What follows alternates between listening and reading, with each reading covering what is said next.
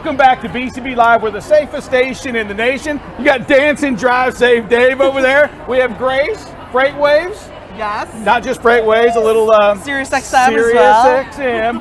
And Kaylee Nix, Freight Waves big time. I mean, she's on the big stage all the time. Yes. I don't know about all the time. I'm on that TV stage like 5 days out of my week. All right, so I got to hear it. So autographs. Now, I will tell you that I'm like, we've had a competition. I'm winning right now. Okay. Oh, really? So talk to me. Do you get like people to say, "Oh, Kaylee, it's you"? Never. Really? No. Yeah. It's just Kaylee. You can't count the valet guy as an autograph, okay? That guy getting for parking the car. Can't use that, but he's one up on me and he's counting that guy. Here's the thing, right? Like people are like, oh, give me an autograph. And I'm like, I signed my name like a 5-year-old. Like, you can't read my handwriting. It's literally just like a little scribble. I'm not an autograph person. Yeah, I never have given an autograph yet, just in pictures, that's it. Yeah, pictures. Selfies. Pictures and selfies. Yeah. Me, Lots of really. selfies. Like, hey, get your picture of Sir Rick, and I'm getting it taken like that. So, definitely like that. So, hey, talk to me a little bit, Drive Safe Dave. You've been doing this for a little while. I want to go into this because people watch what we do sometimes, and they're like, certainly y'all mess up because we're live all the time. Yes. Is there a time, Dave? Okay, so we went on, it wasn't too long ago, it was about 6 months ago. You weren't here, I was by myself, I was running the news desk. We go live, and I'm sitting here and I do like 14, 16 minutes of the best broadcast I'd ever done solo, no sound whatsoever.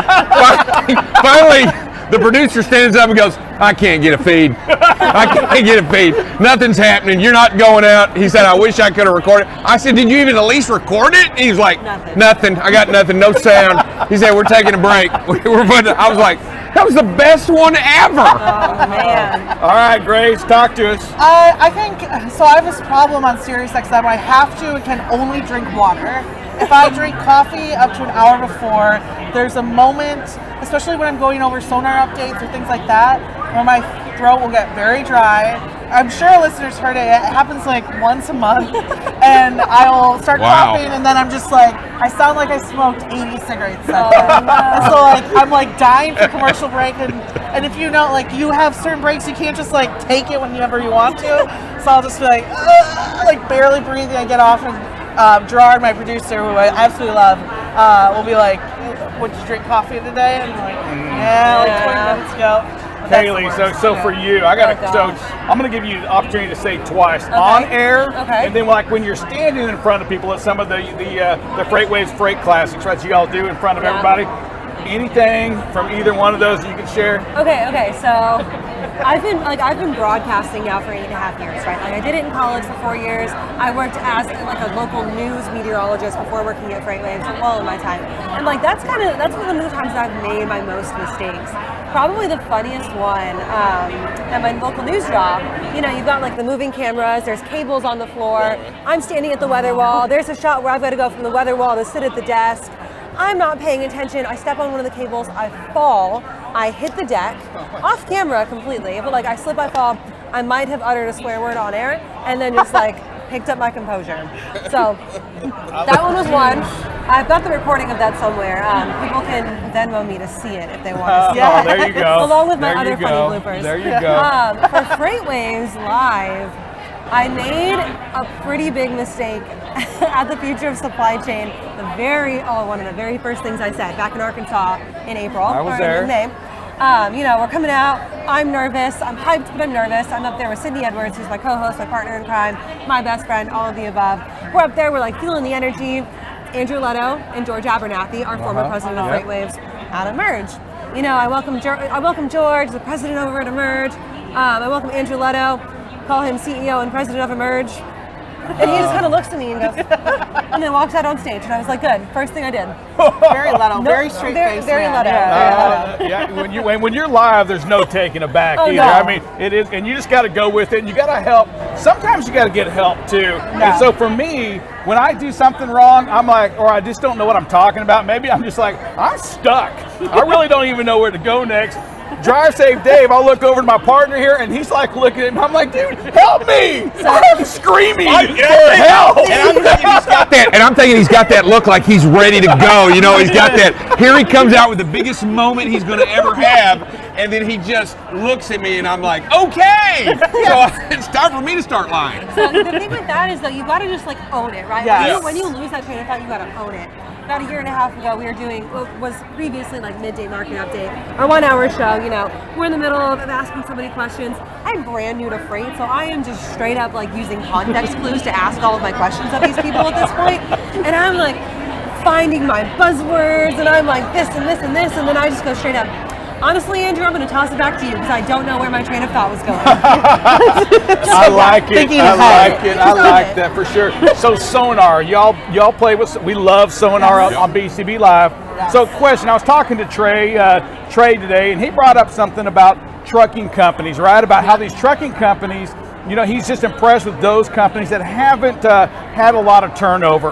Or have managed to keep their trucks filled. Yeah. And my thought on that, and I don't know what you see on that, but there's been a lot of trucking companies that have reduced the size of their fleet, taken advantage of that high used truck market, sold their trucks, but you don't hear a lot about trucking companies reducing the size. You hear that they're running great numbers, their trucks are still filled.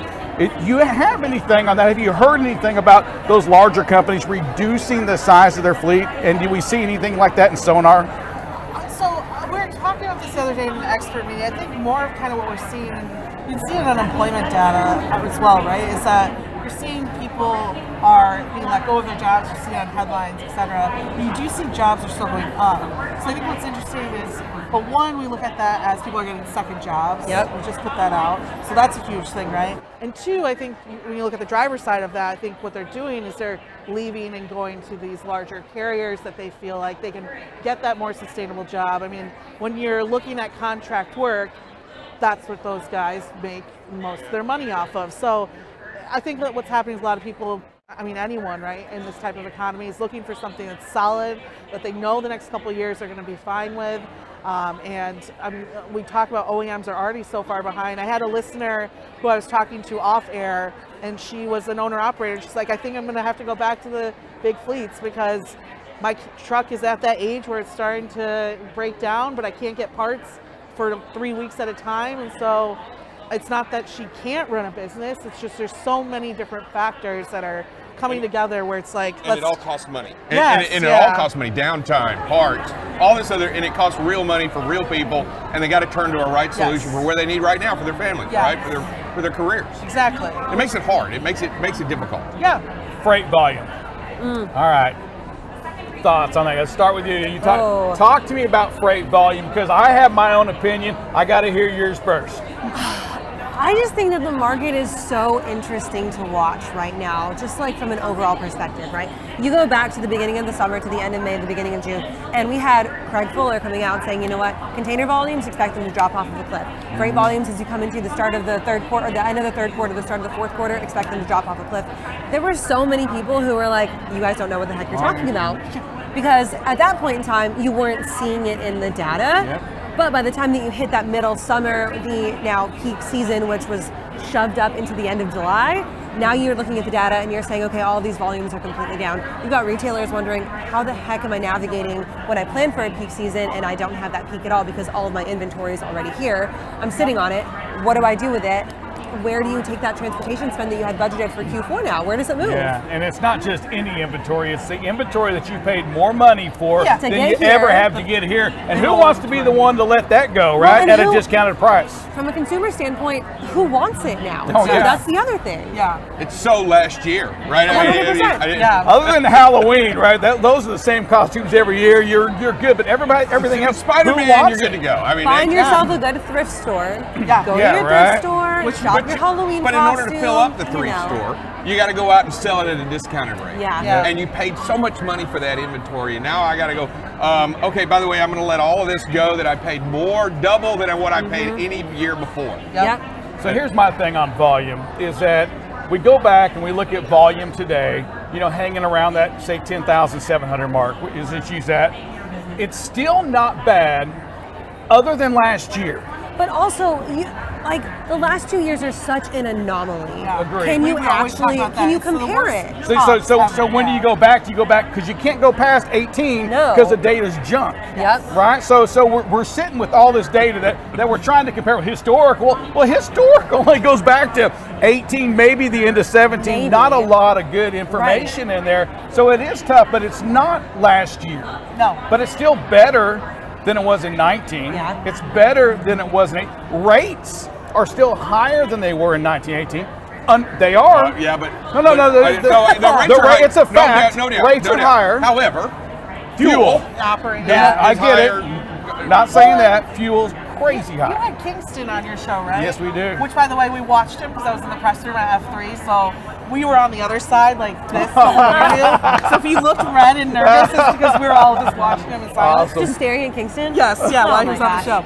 And he brings it up too, even when you look at the diesel prices, a lot of that sulfur type of The not distillate rhetoric- molecules. Yes, that was supposed to happen prior to the pandemic, and we're just Yeah. now seeing the effects of that different regulation now. So part of me wonders if a lot of this is, if we take out the comps right of the last year, if this is some of the trends that we would have saw if not the pandemic. Now again, the pandemic had a boomerang effect the whole Yep. economy.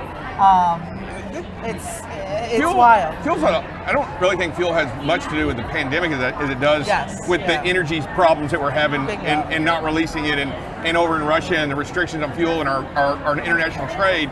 I see that compounding it and making it really difficult because I guarantee you, when it gets cold Yes. and the distillates are starting to get run at a higher premium, Yes. diesel's going to go up. Yes. Fuel oil's going to go up. Yes. I guarantee you when it gets cold, we're going to see, we think it's high now. Wait just a little bit longer when we Yes. start seeing sub-freezing temperatures in the north, and they're running that oil, that heating oil, like everybody, and they're paying double what they paid for it last year. Trust me, I'm in the north. Oh, you're in the north.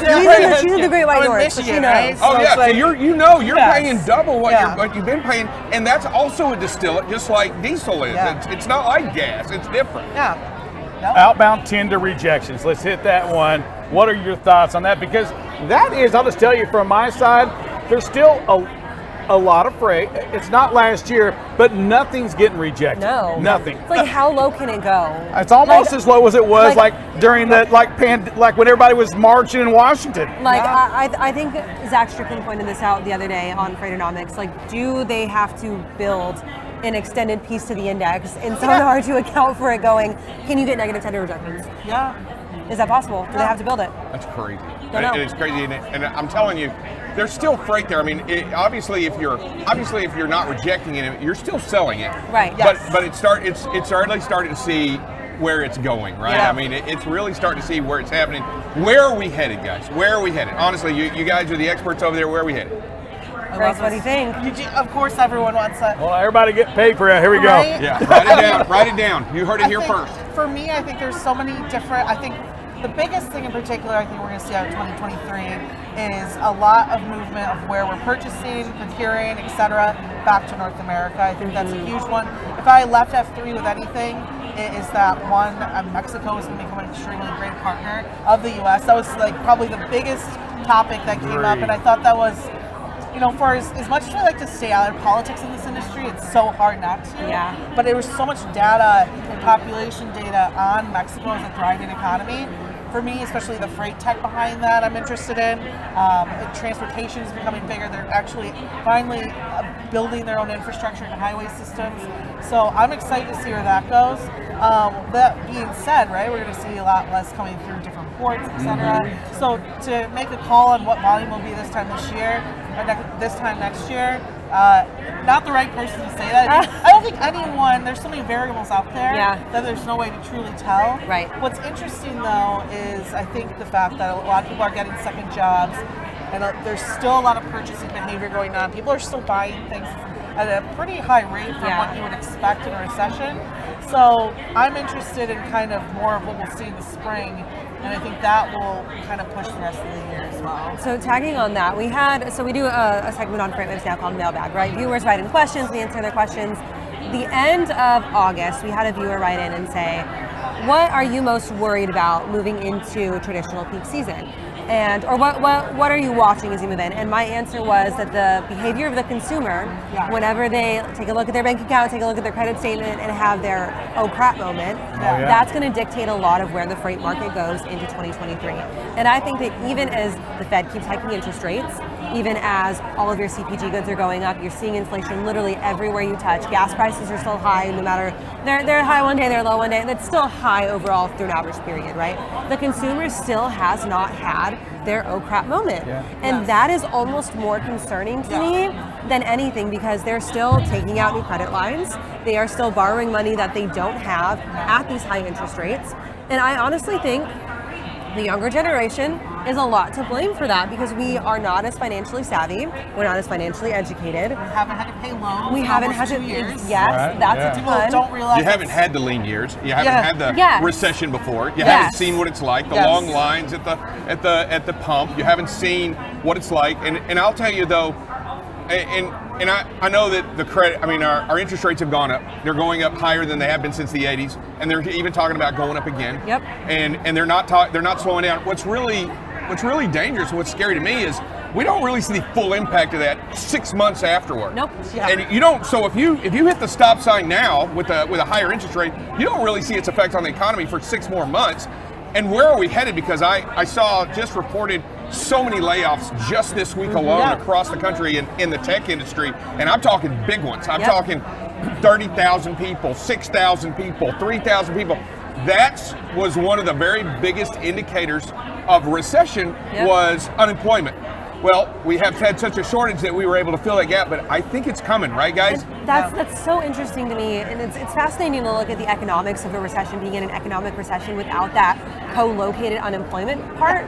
And because it's coming, and it's like normally you've got like the 1-2 punch, and now it's like the you hit in the first round, and where your layoffs are coming in round 5, 6, and 7, right? Like they're hitting delayed, which is almost more concerning for the consumer, because you have this almost false sense of security, right? Yeah, 100%. It's like, am I safe? I don't know. I hate to make fun of maybe the generation underneath us, but I've seen I'm Gen Z. I don't know what you're talking about, generation. You guys forget about that. What am I guess? I'm a millennial. Yeah, I'm a millennial. I think you're a millennial. I'm just old. I noticed like on TikTok, there's a lot of I got laid off, but we're gonna make it through this, and it's I sometimes wonder to myself, well, what's happening when that cell phone bill doesn't get paid now, and none of this is happening, and I don't think anyone in those lower generations is ready for that situation. No. It's funny you bring up the consumer spending too. Like even myself, I'm going through what am I using Amazon Prime? Am I using this? Am I using these small things and cutting it, right? Yeah. So I could go on like this massive tirade about like consumer culture and the way that social media plays into it and how that all relates back to freight, but we don't have that much time today. But doesn't like 9/11, I'm just going to go 9/11, we saw in the banking crisis, we saw it during COVID, that when large companies, find a reason to clean their payroll, that they often do that. I'm just going to say, don't forget that right now, it's a great time right now for a large company to say, you know what? We have all this technology. Do we really need these folks anymore? And I think that's a big part. You see it every time during that period. Right now is no different. It allows them the freedom because now they're not the bad guys. No. I've got a question for you guys. Okay. So like my generation, the younger millennials, older Gen Zs, we're kind of built into this go to college, get your career, find a job in tech, shove the trades off to the side, shove your trucking, your industry, manufacturing, whatever. Are we now seeing that flip over and getting people to understand that, hey, there's so much value in a trade career or so much value in trucking? Like I want to hear that from you guys. Yeah, I'm going to tell you right now, it began a long time ago. I think it started about 10, 15 years ago when we saw these huge debts going on with going out and getting an education because we felt we had to, right? You felt like, you weren't ever going to have a career, you weren't ever going to be successful. You were told a lie.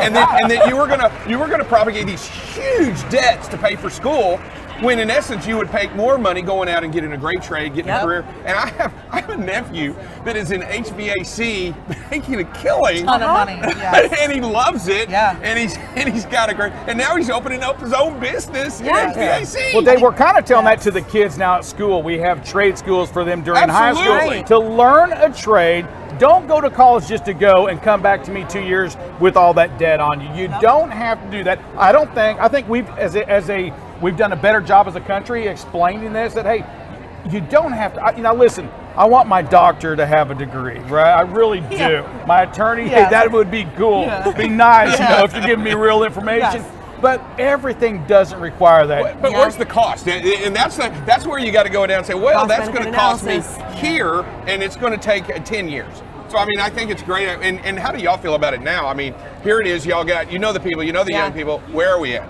I think that there is a ton of young people coming out and seeing value outside of a traditional four-year education. So I'm going to give you a real life example. My sister is 17 years old. She's a senior in high school. She's at this point in her life where she's creatively talented. She's got a really great mind. She plays like 9 different instruments, right? But she's business savvy. She's had a job since she was 15, working in Texas. You can do that. And she is sitting here saying, you know what? Do I want to go to college? Do I want to try and pursue something through a technical program? Do I want to, go and get my feet under me in the working world, and then look at going back to school later when I have the financial means to do so? And those conversations she's having in her friend group and larger in her peer groups at her high school. And it's a complete 180 from when I graduated high school 8 years ago. And they were like, "You're not going to college? Sucks for you. Your life's going to be over. It's terrible." Wow. Yeah. It's life changing. I'm glad I paid off my loans. That's how I feel right now. That's for sure. So many haven't, but so many have not. So many have not, and even with they talk about the loan forgiveness. We won't talk about the ills of what that is, but that doesn't solve the huge problems of people that are in huge debt. The societal crisis. It's just a small Band-Aid on a bigger problem. Right. And I think we're going to have that until we come up with a great solution. I know we're running out of time. Hey, before we go, we've got professionals here. We're going to read the thing, and we're going to do it the right way. Go ahead. Who's first, Grace? Let's do it together. Yes, let's do it together. There we go. My name is Grace Sharkey. My name is Kaylee Nix. And we are with Freight Waves. And you're listening to BCB Live, the safest station in the nation. Bam.